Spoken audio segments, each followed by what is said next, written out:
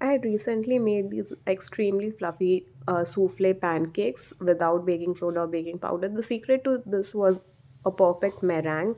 I'll teach you in a slowed down process how I had achieved that meringue with no fancy equipment and just hand and a bowl. So first we have to grease a bowl with lemon. You have to wipe the bowl dry before greasing it.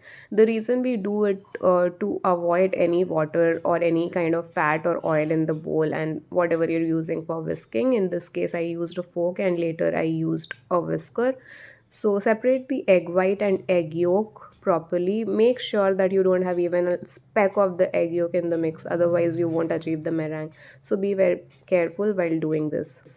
Start beating the egg white with the fork as shown in a circular motion. Be sure to insert as many air bubbles inside it as possible with your whisking technique. You can see how I'm doing it in the video. Keep whisking it for some time. It will take you like 3 to 4 minutes to get the right texture. I will show you what the right texture looks like. Be sure to keep some sugar grounded and in powder form before you start this, because once it achieves the right frothy texture, you'll have to add in the powdered sugar slowly into this. So after whisking it for what will seem like eternity, trust me, your hand will start aching, but you just have to go on. So after it achieves this particular texture, slowly add in your powdered sugar. I used 2 tablespoons of sugar because I was making just 2 to 3 pancakes. Now you will mix in the sugar into the mix and you'll start beating it.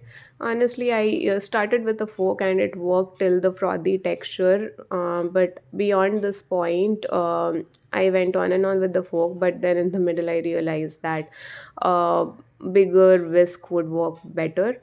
So you'll see me changing the technique after some time. So whatever works for you. I think the fork works well up till a point where you have to make it to a frothy texture before you add the sugar, but after that I think a whisk worked best for me, so I used a combination of both.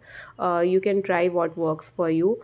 And with the whisk you also have this advantage that you can just put the handle between two of your hands and move it in a rolling motion the way you do it for making butter.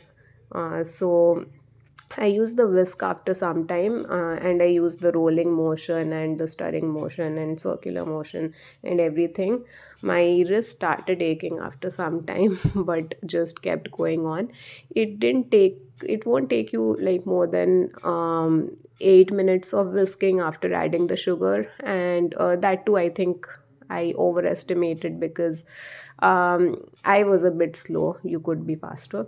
So see how I'm using the rolling technique. So just I used a mix of all the techniques, rolling, circular motion and everything, and in the end you will see some soft peaks coming up while you keep whisking it.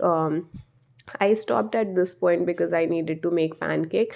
But if you're making bomb Alaska or something like that, where or you need to pipe the meringue, then you have to keep whisking it until you achieve that hard peaks that people talk about. So I hope I was able to teach this technique. Try it out and let me know.